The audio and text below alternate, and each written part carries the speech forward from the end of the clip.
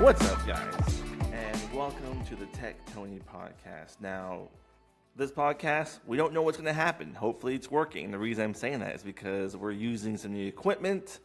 My assistant Ingrid has given me some points because lately, if you watch my previous podcasts on YouTube or our live, I'm not staring at the camera enough apparently. So hopefully I'm staring at the camera much more now.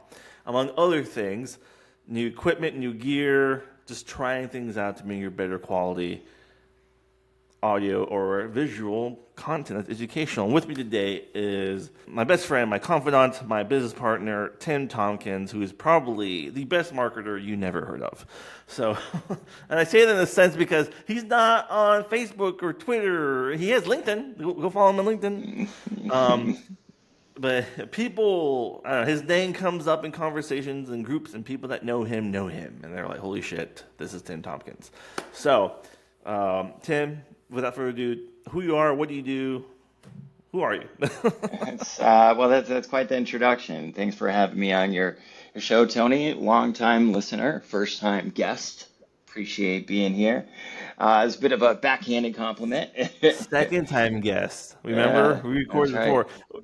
And we're testing that because if we screw up, I'm not saying you're not important, I don't, but it's best to screw up with your business partner than like interviewing somebody who doesn't understand what's going on. So No, hopefully it turns out 100%. fine. Let me be the guinea pig for your pet project. I appreciate that. It's funny you say the best marketer that people haven't heard of. Yeah, I think in our industry, the digital marketing industry in specific, that people put a lot of time and effort into being on social media. And as you pointed out, I'm not on social. I'm not on No. Facebook. I'm not on Instagram. I'm not on any of that. And it has improved my life. But I could imagine someone listening thinking, if you're not on social, how do you know how to market on social? My answer to them would be that I don't. That we work with people that have very specific skill sets that are much smarter than us when it comes to the social, so that we can offer holistic, multi-funnel marketing campaigns, and we work directly with people that have that knowledge, so that we can do that for clients. But leaving social myself was one of the best decisions I ever made.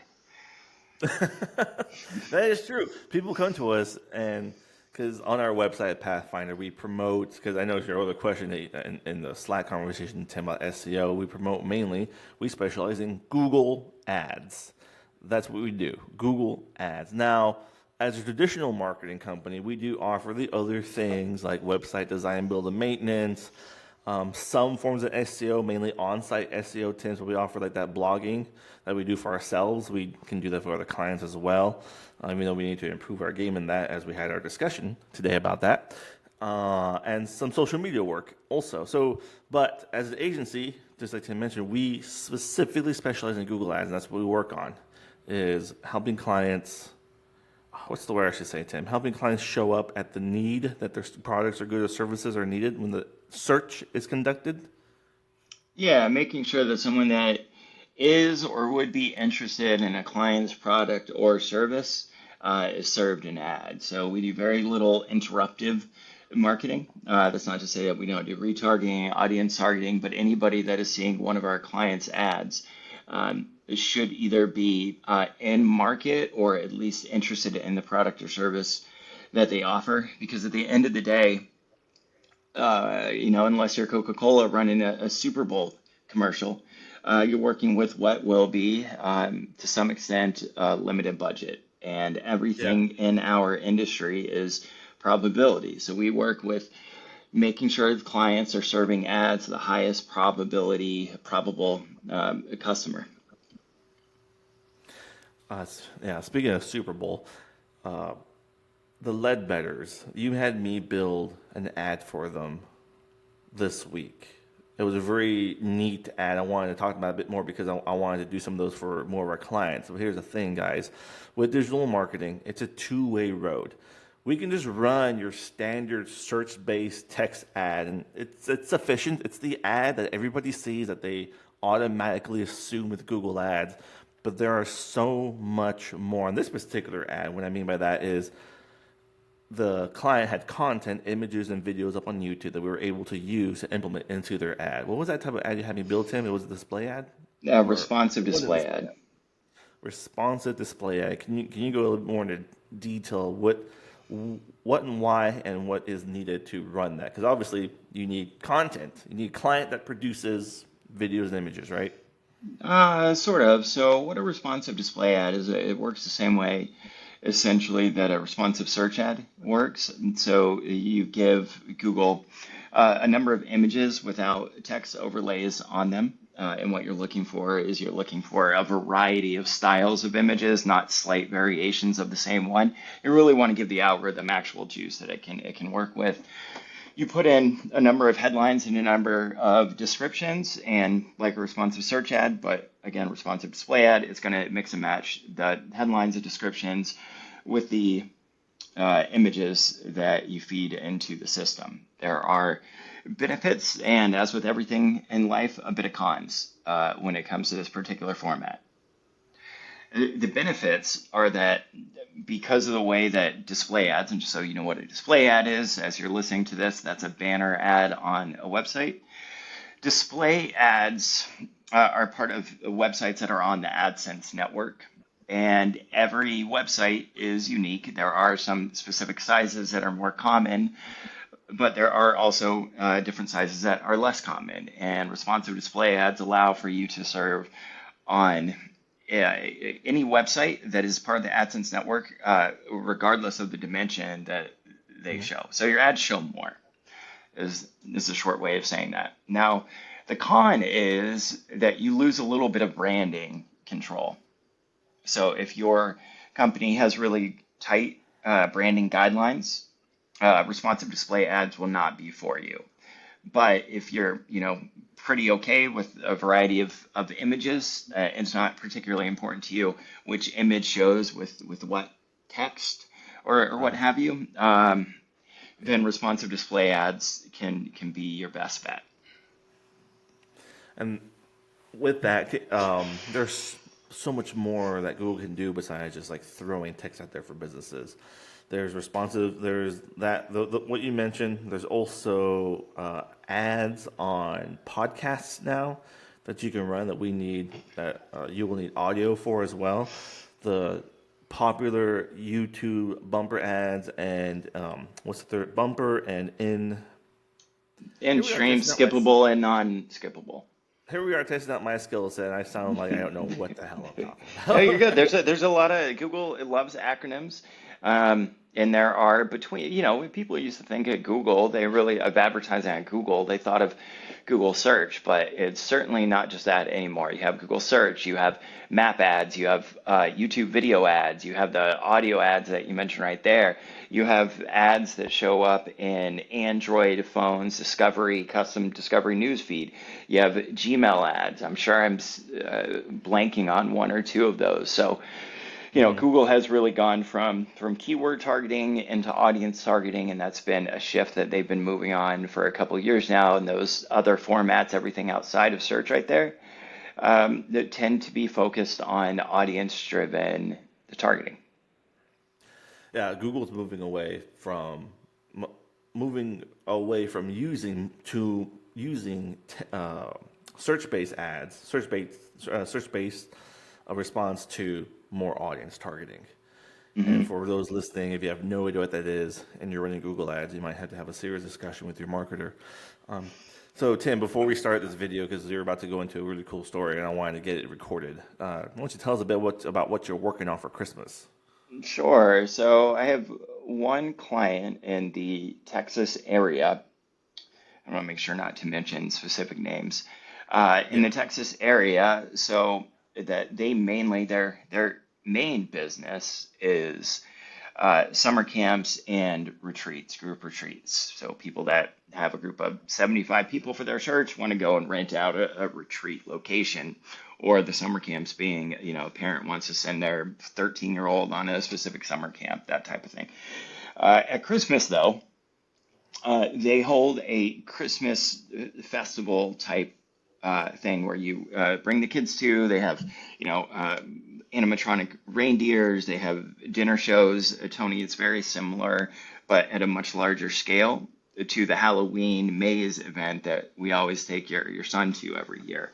Oh, yeah. Yeah, so this event right here, let's say we are looking for 7,000 customers over this 40-day run. So we are getting the word of mouth marketing essentially started at the end of the month so that we can spend less on the direct click, last click, first click attribution targeting. So we're running a lot of display, we're running a lot of YouTube. We're taking a couple years of customer lists, we're importing those into the Google Ads account, and then we are running display ads as well as Gmail ads and YouTube ads to their prior customer list. So we're trying to get that done. So it's basically those ads for until the event starts is, hey, by the way, this event's coming up. And so we're targeting people that are familiar with it, that have been to it before, and just need that gentle reminder, this is coming up. Make sure that you put us in your holiday plans. I really like that because I'm currently working here in Dothan trying to get, I'll say their name, the Dothan Civic Center to advertise properly. And you're saying with the word of mouth, with emails, in the proper built structure for entertainment industry, essentially selling tickets for them, having these people have sign sell tickets. Yep. You're using historical data, feeding it into Google for futuristic events to get people to essentially buy tickets.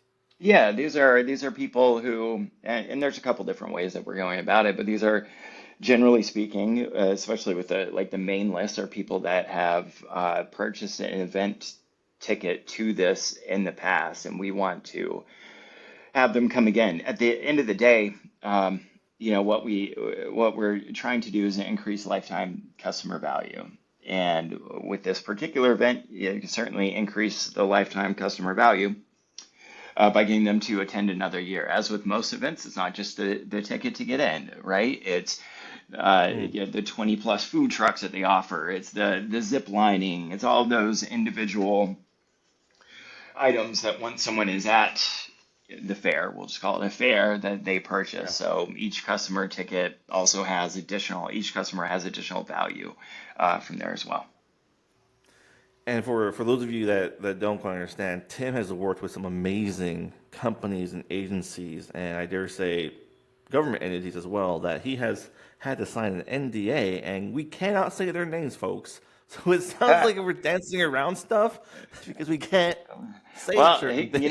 That NDA has actually worn off. It's expired at this point. So yeah, I used to run ads for the United Nations, among others. That was always fun, but I prefer, small to medium-sized businesses that are, bringing in a couple $100,000 a year up to about 500,000, and helping them meet their goals. One thing that we talk about here, a lot of Pathfinders, we are really cognizant of the fact that your marketing dollars directly contribute to your ability to being able to meet payroll, and so we don't take your budget lightly. We know that other people at your company are directly impacted by our ability to use your advertising dollars the best that we can. That is the truth. Matt told me when I first started digital marketing, you have to realize that when this company gives you a budget, regardless of the size of the budget, that's going to differentiate the what you do with that is going to affect their ability to open or to keep their doors open, to keep their employees hired, regardless of what the marketing budget is. And I feel like the mass majority of marketing companies, traditional and digital, they forget that. They just want to push a budget, that the company has a goal. We got to get 10 sales this month, and you got to push those 10 sales. And then they just kind of as we see, create crappy websites, really bad Google ads, and no proper tracking. Because as I have heard you say to me multiple times, Tim, the tracking is not working. I need it to work. I need to have the data to make correct calls. And that's what businesses need to understand, that when you hire a marketing agency, and correct me if I'm wrong, Tim, the end result isn't to get the phone to ring. You're not paying for the phone to ring. You're paying to collect the data so that we can manipulate the data, understand it, and apply it correctly to your ad so that you appear at the proper time when someone is searching with the intent to use your products, goods, or services. Sure, and I have a really specific example because this is a challenge for one of our smaller clients that I was working with today, and they are a property management company. Somebody comes to the website. There are two different ways that the potential customer can contact them. One is through lead form submissions on their site, contact us form. That we are tracking properly. The second is the one that takes up about 60% of the way that people actually do communicate with the business when they're interested is through phone calls. You can use a service called CallRail or another similar service to it to basically be able to track phone calls. So let's say that 60% of the conversions that come into this account are phone calls. We aren't tracking phone calls because we don't have CallRail set up. So that means that when I am optimizing their account, I have to make decisions on conversion rates and everything when it comes to specific keywords. But if I don't have 60% of the conversion data, I could be making non-data driven decisions. And essentially what we're left to work with is just search terms. And so, it's incredibly important that if you have a specific goal or KPI that you're trying to work towards, that being able to properly track it so that, we can make the best decisions for your account on the back end. It's imperative. It's valuable. And it's one thing that businesses need to learn and understand is being able to make those data-driven decisions for their company. Now, what's really good about us, so you can follow Tim on LinkedIn, ask him your questions. Tim Tompkins on LinkedIn, check him out, hit him up. He posts some amazing insights. And as always, you could follow Pathfinder Digital Marketing or me, Tech Tony, on multiple platforms where all of our continued education is free. And before we go, Tim, do you have any final parting words for any of those small business owners that are listening to us chitter chatter here? Basically, if you're looking for a digital marketing company and you're considering the difference, one thing about us is that we provide customized bespoke marketing services for less than a traditional agency is going to offer for you to be able to work with their entry-level marketer right out of college. We don't use templates. We build everything to your specific company, and I believe that we offer hands down the greatest amount of value in terms of monthly management. Again, we offer bespoke customized campaigns. None of it is templated. It's built for you to get the best results for your company. I'm not married to any particular strategy. The only strategies I am married to are the ones that deliver results. So we do a lot of A/B testing, and we again really try to make sure that what we're offering you is customized because your business deserves that. Hey, Tim, thanks for hopping on and being our guinea pig with some of our new equipment, man. Thanks for having me. Yeah, we're going to see what happens when I hit this button. And hopefully Ingrid gets the content she needs. And as always, guys, if you're listening to this podcast or watching us on YouTube, like, share, comment. It really does help keep the content free. And if you're able to leave a review for the podcast, I believe Spotify, and mainly Spotify does the reviews. I think YouTube does them too as well. Leave us a review and ask us our questions. We're always happy to answer them. You all have a great day.